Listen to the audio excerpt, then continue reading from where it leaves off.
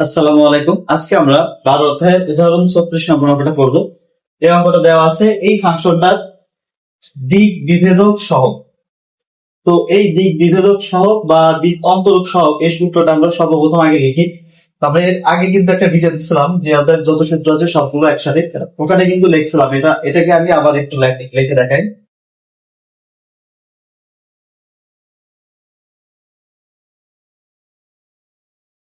দিক বিভেদক সহগ অথবা দিক অন্তরক সহগ যে কোনো একটা থাকতে পারে, দুইটাই একই জিনিস। এই যে বিভেদক বোঝা অন্তরক সে একই জিনিস। তো এর সূত্রটা হচ্ছে সর্বপ্রথম এই যে মূল যে ফাংশন থাকবে তার কাজ করো। তো আমরা জানি কি এটা এই অধ্যায়ের যত অঙ্কই থাক তাকে ডিএল করতে হয়। তো এটার আমার কাজ হচ্ছে মূল ফাংশনটাকে আগে ডিএল করতে হবে। তো এই সূত্রটা হবে যে এটা এই ডিএল করতে হবে, ভেক্টর অপারেটর ডিএল করতে হবে এই যে মূল ফাংশন এফ কে, তাহলে এটা কি করতে হবে f of x comma Y.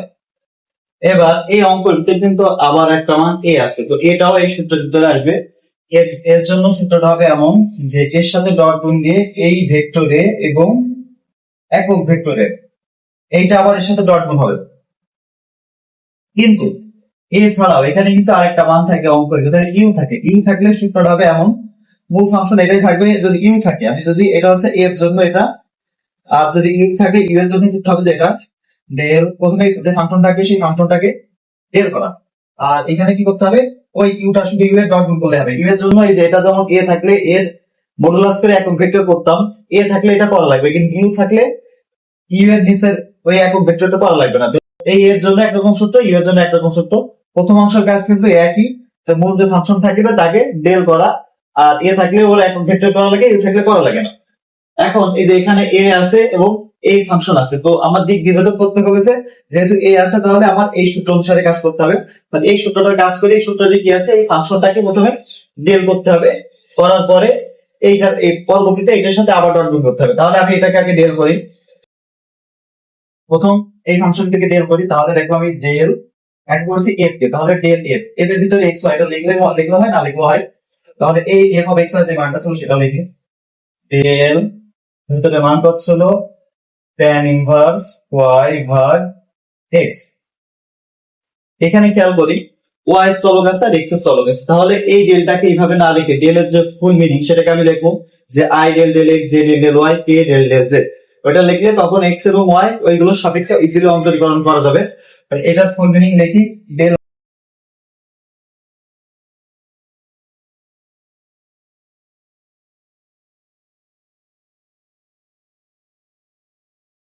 i এর উপর অবশ্যই কিন্তু খুবই দেওয়া লাগবে। এবার এর সাথে এই মানটা কত ছিল tan ইনভার্স y ভাগ x। তো এখন এটা কিন্তু আমি আগেও বলছি এখনো বলি যে এই এটা কিন্তু ডেল, ডেল থাকলে কিন্তু নিচে যার সাপেক্ষে করা হয় শুধু সেটাই অন্তরীকরণ হয়। তার মানে এই যে এটাই নিচে এক্স আছে, তার মানে শুধুমাত্র এক্স এ অন্তরীকরণ হবে, ওয়াই জেড বা অন্য যা কিছু আসলে ধ্রুবক। আবার এটাই নিচে ওয়াই আছে, তাহলে এটার জন্য কোনটা অন্তরীকরণ হবে শুধু ওয়াই অন্তরীকরণ হবে, এক্স বা জেড ধ্রুবক। এটা নিচে জেড আছে, তাহলে শুধু জেড থাকলে অন্তরীকরণ হবে, বাকি সবকিছু ধ্রুবক। আর ধ্রুবকে করলে তো শূন্য হয়ে যায়। সমান এই অংশটা কিন্তু এই তিনটার সাথে গুণাকারে আছে, সুতরাং এই তিনটার সাপেক্ষে এটাকে tan inverse y by x কে আমার কাজ করা লাগবে। তাহলে আমি যদি ইচ্ছা করি আলাদা কি লিখতে পারি i ডেল ডেল x, এটা কত ছিল tan ইনভার্স y ভাগ x প্লাস যে চলকটা আলাদা করে দিই, যে চলক মানে del del y tan inverse y ভাগ x প্লাস এর পরবর্তী কাজ চলক ছিল কি ডেল ডেল z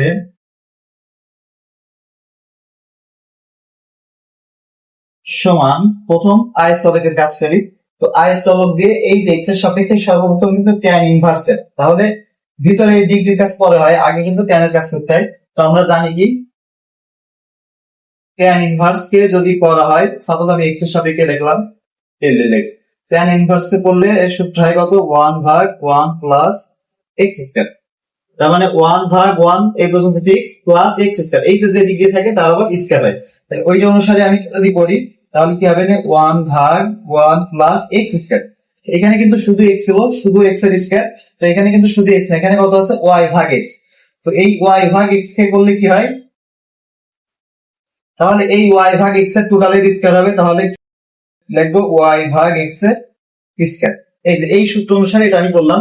এখন এটার অংশ কিন্তু ট্যান কে করলে শেষ হয়ে যায় না, এই সূত্র কিন্তু আরো আছে। এই ট্যানের কাজ করে এটা আসছে, এর পরবর্তী কিন্তু ভিতরে যে ডিগ্রি থাকে এই এক্স এর কাজ করা লাগে। পরবর্তী এমন আসে টেন ডেল এক্স এক্স, পরবর্তী লাইন কিন্তু এটুকু থাকে। কিন্তু এই এক্স এর সাপেক্ষে এক্স করলে কিন্তু ওয়ান হয়ে যায়, এই জন্য গুণ আকারে এই ওয়ানটা আর এখানে লেখা হয় না, শুধু সূত্র থাকে ওয়ান ভাগ ওয়ান প্লাস এক্স স্কয়ার। কিন্তু পরবর্তী যে অংশটা এখানে কিন্তু শুধু এক্স না, যে কেটে ওয়ান হয়ে যাবে, এখানে কিন্তু ওয়াই ভাগ এক্স। তাহলে এই অংশটা কিন্তু আবার কাজ হবে। তাহলে এটাকে আমি কাজ করে ইতিহাসে দেখি, এক্স এর সাপেক্ষে ওয়াই ভাগ এক্স প্লাস সেম একই ভাবে এইটার কাজও হবে। এটাকে করলে কি হবে, এখানে কিন্তু ওয়াই আগে দেখে কিন্তু ওয়াই আছে কিনা, ওয়াই যদি না থাকে তাহলে কিন্তু ধ্রুবক হিসেবে সব শূন্য হয়ে যাবে, আর ওয়াই থাকলে কিন্তু তখনই অন্তরীকরণ হবে, কারণ এখানে কিন্তু ওয়াই এর সাপেক্ষে, এই যে এটা এক্স এর সাপেক্ষে করছি, এক্স আছে এখানে সেজন্য করতে পারছি। তাহলে ওয়াই এর সাপেক্ষে এটা করার আগে বামে যেটা লিখলাম এটারও সে একই সূত্র ট্যান ইনভার্স আছে। ট্যান ইনভার্স এর কাজ করলে কত হবে, ওয়ান ভাগ one plus x square, x এর পজিশনে কত আছে ওয়াই ভাগ এক্স এর কিন্তু এবার ট্যান এর কাজ হলো এবার ভিতরের ওয়াই ভাগ এক্স এর কাজ করতে হবে। তাহলে ডেল ওয়াই ভিতরে কত আছে ওয়াই ভাগ এক্স প্লাস এর পরবর্তী কেস চলো। এখন এর চলকে একটু খেয়াল করি, ট্যান ইনভার্স কে বললে কিন্তু সূত্র আসবে না, কিন্তু পরবর্তী ওয়াই ভাগ এক্স কে যখন করবো এটা কার সাপেক্ষে, জেড এর সাপেক্ষে। আমি বলছি কি নিচে ডেল মানে কি শুধুমাত্র এইটাই অন্তরীকরণ, আর বাকি সব যুগক, আর যুগকে করলে কিন্তু শূন্য হয়। তো এখানে জেড আছে, জেড থাকলে অন্তরীকরণ হতো, এখানে ভিতরে আছে কত ওয়াই আর এক্স, তো জেড এর সাপেক্ষে ওয়াই কে করলেও শূন্য, এক্স কে করলেও শূন্য, এই জন্য এই সাইডটা টোটাল একবার লিখবো আমি শূন্য সমান আয়ের চলক। এইটার কাজ আমি একবারে করে ফেলি, এটা আছে উপরে কত আছে ওয়ান, আর এটা ভেঙে লিখলে কত হয় ওয়ান প্লাস ওয়াই স্কয়ার ভাগ এক্স স্কয়ার, আলাদা আলাদা করে দিলাম পর। এবার এইটার কাজ করব, তো এটার কিন্তু ইউ ভাগ ভি সেই সূত্র অনুসারে করবো। তো এটা কিন্তু আমি শর্টকাট সূত্র লিখছিলাম, আমি শর্টকাট সূত্রটা ইউজ করলে আরো ইজিলি করতে পারবো। তো শর্টকাট সূত্রটা কি, যদি এমন এক্স এর সাপেক্ষে করি del del x, suppose x এর সাপেক্ষে যখন করবো প্রথমে এক্স উপরে আর নিচে একটা ধরলাম আমি কনস্ট্যান্ট এ। এবার এই ধরনের আরেকটা লিখবো ডেল ডেল এক্স, এবার উপরে ধ্রুবক নিচে এক্স। আমি দুই রকম জিনিস লিখলাম, দুটাই কিন্তু এক্স এর সাপেক্ষে। একটা লিখলাম কি উপরে অন্তরীকরণ, যখন এক্স এর সাপেক্ষে করছি এক্স কিন্তু উপরে অন্তরীকরণ আর নিচে কিন্তু ধ্রুবক, আর এটাই কি আছে উপরে ধ্রুবক আর নিচে অন্তরীকরণ। তো দুটো আমরা শর্টকাটে দুই রকম করবো। এটার ক্ষেত্রে কোনো সূত্র করা লাগে না, এটার ক্ষেত্রে শুধুমাত্র উপরে যেহেতু এক্স আছে মানে যেটুকু অন্তরীকরণ হয় সেটুকু পরে রাখতে হয়, আর বাকিটুকু যা আছে বসে রাখতে হয়। তার মানে অন্তরীকরণ হয় কোনটুকু, এই যে এক্স, এই এক্স কে এক্স এর সাপেক্ষে করলে ওয়ান, এটা বসিয়ে দেবো। এবার বাকি যা ছিল যেভাবে ছিল ঠিক সেভাবে রাখবো, তাহলে বাকি নিচে ছিল এটা এইভাবে রাখবো। তাহলে উপরে যদি অন্তরীকরণ থাকে তখন গুণ বা ভাগ যে যা আকারে যুবক যেটাই থাক তখন কিন্তু খুব ইজিলি শুধু অন্তরীকরণের কাজ করতে হয়, আর গুণ বা ভাগ আকারে যুবক যেটাই থাকে সেটা সেভাবে বসিয়ে রাখতে হয়। কিন্তু যদি উপরে যুবক থাকে আর নিচে অন্তরীকরণ থাকে সেই ক্ষেত্রেও কিন্তু ইউ ভাগ ভি ওই পুরো সূত্র ধরে করা যায়, অথবা এর শর্টকাট করা যায়। শর্টকাটটা এমন যে এর আগে যে চিহ্ন থাকে তার বিপরীত করতে হয়। তাহলে এ প্লাস ছিল মাইনাস করে দিলাম, উপরে যে সংখ্যাটা থাকে মানে উপরে যে ধ্রুবক হিসেবে যা থাকে সেটি বসিয়ে রাখতে হয়। শুধুমাত্র এই যে নিচে এক্স এর পাওয়ার কত আছে এইটার সাথে গুণ করতে হয়, এক্স এর পাওয়ার ওয়ান এর সাথে গুণ করতে হয়, আর নিচে এক্স এর যে পাওয়ার থাকে তার থেকে আর এক বাড়িয়ে দিতে হয়। এখানে এক্স এর পাওয়ার এক রয়েছে, আরো এক বাড়িয়ে দিলে কত হলো দুই, তাহলে এটাকে একবারে লেখা যাচ্ছে কত মাইনাস এ ভাগ এক্স স্কয়ার। তো এইটা অনুসারে আমি এই দুটোর কাজ করতে, এটা আমি খেয়াল করি। সর্বপ্রথম এটা কিন্তু ওয়াই ভাগ এক্স, এটাকে কার সাপেক্ষে, এক্স এর সাপেক্ষে। তো এক্স এর সাপেক্ষে একটু খেয়াল করি, এক্স কি উপরে আছে না নিচে আছে, এক্স কিন্তু নিচে আছে। তাহলে উপরের ওয়াই কিন্তু ধ্রুবক, তাহলে ধ্রুবকটা উপরে, এই যে উপরে ধ্রুবক আর নিচে অন্তরীকরণ, কোনটা অনুসারে করব, এই যে উপরে ধ্রুবক নিচে অন্তরীকরণ এইটা অনুসারে সূত্র খেয়াল। এখানে প্লাস আছে, সর্বপ্রথম কি করব মাইনাস, এর পরবর্তী কাজ কি উপরে যা আছে সেটা বসিয়ে রাখবো, এবং নিচে এক্স এর যে পাওয়ার ছিল সেটা ওর সাথে গুণ করবো। এক্স এর পাওয়ার ওয়ান ছিল ওটার সাথে গুণ করলাম, এবং এক্স এর পাওয়ার আরো এক বাড়ি দিতে হয়, এক রেসে নিচে আরো এক বাড়ি দিয়ে গেল কত দুই, তাহলে এটার কিন্তু আমার একবারে হয়ে গেল প্লাস। এবার জেড সব, তো প্রথম অংশটা আমি লিখে ফেলি ওয়ান ভাগ ওয়ান প্লাস ওয়াই স্কয়ার ভাগ এক্স স্কয়ার, এই অংশটুকু করলাম। এবার এটার কাজ করবো এবার কিন্তু ওয়াই এর সাপেক্ষে, তবে একটু জিনিস খেয়াল করি, ওয়াই কিন্তু এবার উপরে, তার মানে অন্তরীকরণ যোগ্যটা কিন্তু উপরে, আর নিচে কিন্তু এক্স, ওয়াই এর সাপেক্ষে এক্স কিন্তু ধ্রুবক, তাহলে উপরে অন্তরীকরণ যোগ্য আর নিচে ধ্রুবক, এমন থাকলে তখন কিন্তু একদম ইজি, যে উপরেটা উপরে অন্তরীকরণ যোগ্য আর নিচে ধ্রুবক, এটা থাকলে কাজ কি, শুধু উপরেরটা কাজ করে দেবো আর বাকি যা আছে সেভাবে বসে দেবো। এই ওয়াই এর সাপেক্ষে ওয়াই কে বলি কিন্তু ওয়ান, আর নিচে কত ছিল এক্স, এটা কিন্তু এভাবে শর্টকাটে হয়ে গেল। এবার এটার আমি ক্যালকুলেশন করি, উপরে বসে এটার কাজ করি, এই নিচের অংশটা আমি লসাগু করি, তাহলে সমান, এখানে আইএস হলো উপরে ছিল ওয়ান ভাগ দশক, কিন্তু নিচের অংশটা, তো নিচের অংশটা কি আছে, এটা ওয়ান প্লাস ওয়াই স্কয়ার ভাগ এক্স স্কয়ার, এইভাবে লিখলে আরো ভালো বোঝা যাবে না, ভাগ এক্স স্কয়ার, তাহলে এই দুইটা লসাগু কত ছিল এক্স স্কয়ার, তাহলে এটা আসছে কত x square plus y square, এর সাথে আবার গুণ আছে কত ইন্টু মাইনাস ওয়াই ভাগ এক্স স্কয়ার, এটা লিখলাম। এবার এটা লিখবো সেম একই ভাবে, এবার যে সরল, তো এটার লসাগু করে দিই, এটার লসাগু আসছে কত এক্স স্কয়ার, তাহলে এটা লসাগু কত করলে কত আসবে x square plus y square into এর সাথে গুণ আছে ওয়ান ভাগ এক্স, এই মাইনাসের সাথে গুণ করে দিলে একবার সবার আগে মাইনাস লিখলাম, তাহলে আই ইন্টু, এবার এই অংশটুকু কিন্তু ছিল নিচেই, এটা ভাগ আকারে আছে, গুণ করলে এটা উল্টায় যায়, তাহলে উপরে একটা অংশ ছিল ওয়ান, আর এটা গুণ করে উল্টাই দেবো, তাহলে এই যে এক্স স্কয়ার এটা নিচে ছিল এটা যাবে উপরে এক্স স্কয়ার, আর নিচে আসবে কত x square plus y square, এই অংশটা আমি উল্টাই দিলাম কারণ এটা আমি গুণ করেছি, আর এখানে কত ছিল ওয়াই ভাগ এক্স স্কয়ার, এই যে মাইনাস ছিল সামনে লিখে দিছি প্লাস, এবার যে চলকে আসি, এটাও একই ভাবে গুণ করে উল্টাই দিই, গুণ করে উল্টাই দিলে এক্স স্কয়ার চলে গেল উপরে, আর নিচে আসছে কত x square plus y square into one ভাগ এক্স, এটা বললাম কি জন্য, আমি কাটাকাটি করবো, এই যে উপরে এক্স স্কয়ার নিচের এক্স স্কয়ার কেটে যাচ্ছে, তাহলে এই অংশটাও থাকছে মাইনাস আই ওয়ান, আর ওয়াই একবারে গুণ করলে মাইনাস আইটা সামনে থাক, ওয়াই থাকছে উপরে, আর নিচে কত থাকছে x square plus y square plus, এবার যে চলকটিকে একই ভাবে লিখি ইন্টু জে, তাহলে এটা উপরে এই যে এই এক্স আর এক্স স্কয়ার কাটলে কিন্তু উপরে একটা এক্স থাকবে, তাহলে উপরে থাকছে যে চলকে একটা এক্স, আর নিচে থাকছে কত x square plus y square, এটা আমি কার মান বের করলাম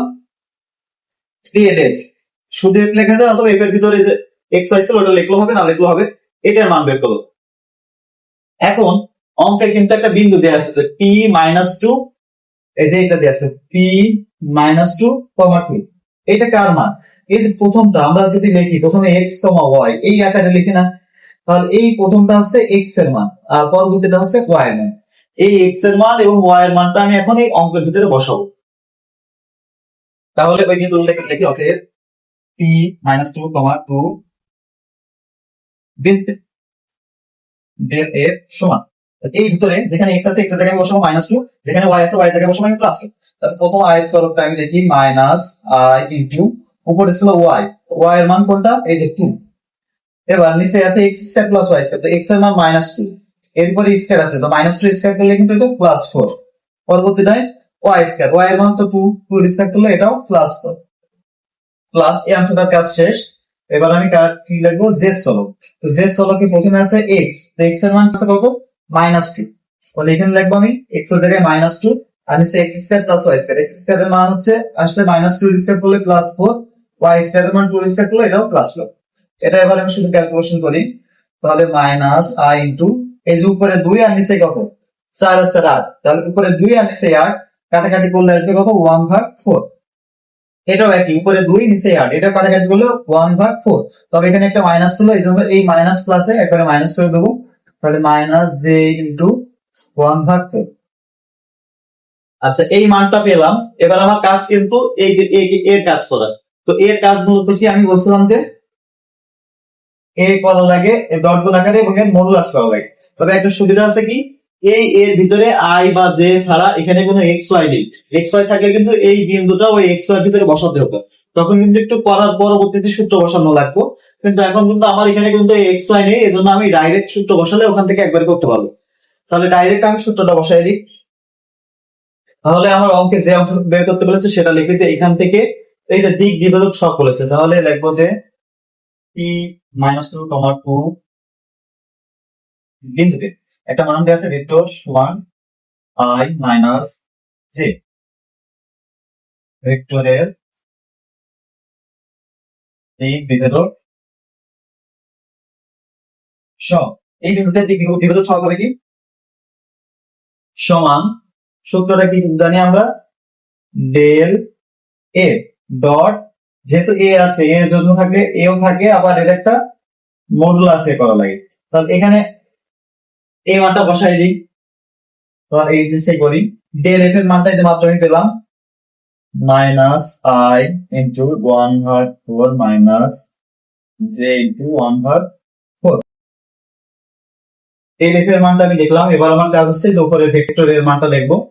তো এখানে ভেক্টরের মানটা এখানে মাইনাস ছিল, মাইনাসটা লেখা হয়নি, এটা এবার লিখে দিলাম। তাহলে ভেক্টর এর মানটা কত ছিল, মাইনাস আই মাইনাস জে। এবার এটাই আছে নিচে আবার মডুলাস দিয়ে, তাহলে minus I minus J modulus সমান, এটা যা আছে লিখি I into 1/4 minus J into 1/4। এটার আগে মাইনাস ছিল, দুটাই তুলে দিলাম, মাইনাস আই মাইনাস জে। এটা কিন্তু আছে মডুলাস, মডুলাস মানে রুট ওভার দিয়ে আই এর সাথে যে সহগটা থাকে, তার মানে এখানে কিন্তু আছে মাইনাস আই। তো মাইনাস আই বলতে বোঝাচ্ছে আই এর সাথে আছে কিন্তু মাইনাস ওয়ান। তাহলে এটা লেখার নিয়ম কি, আই এর সাথে যেটা থাকে তার স্কয়ার করতে হয়। তো আই এর সাথে আছে মাইনাস ওয়ান, এর যদি স্কয়ার করি মাইনাস ওয়ান এর স্কয়ার করলে কিন্তু প্লাস ওয়ানই হয়ে যায়। তাহলে এখানে নিচে থাকছে প্লাস ওয়ান।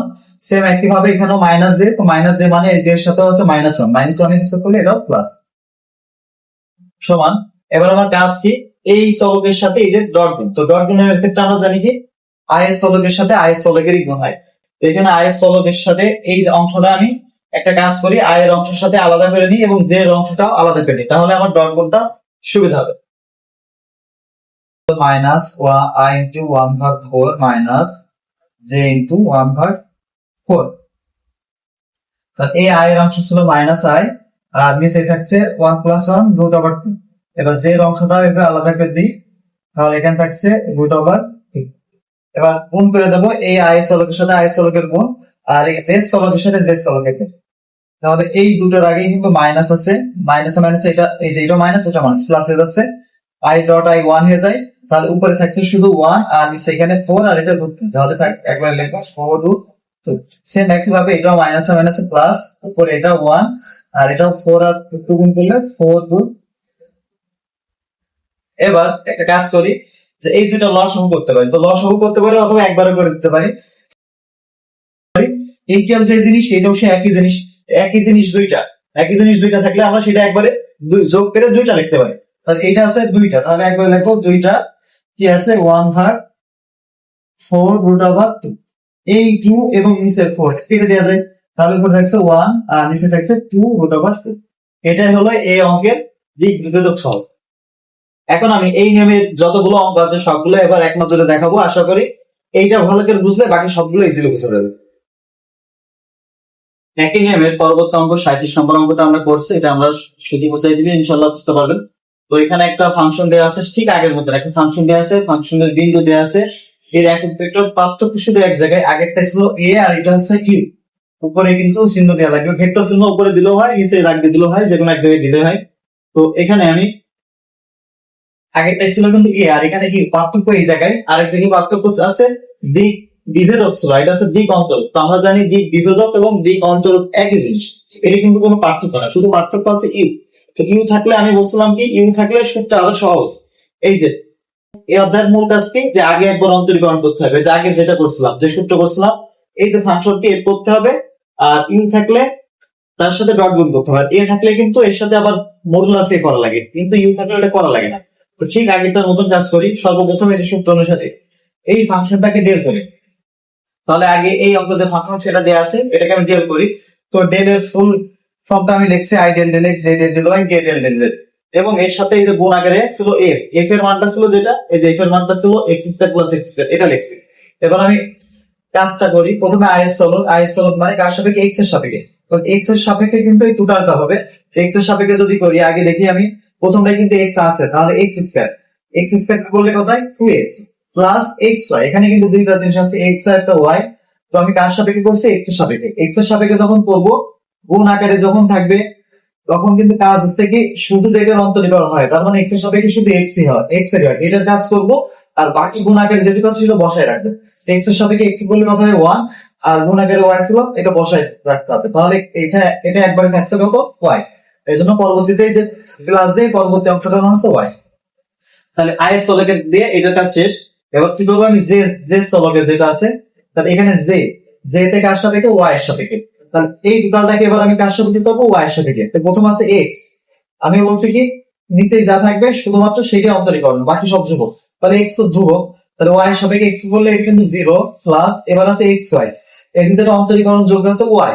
তাহলে ওয়াই কে বললে 1 আর গুণ আগের এক্স আছে, এটা আমি এভাবে বসিয়ে রাখবো। তাহলে এটা একবার থাকছে 0 প্লাস 1 ইন্টু এক্স, তার মানে এটা সব মিলে একবার থাকছে শুধু এক্স।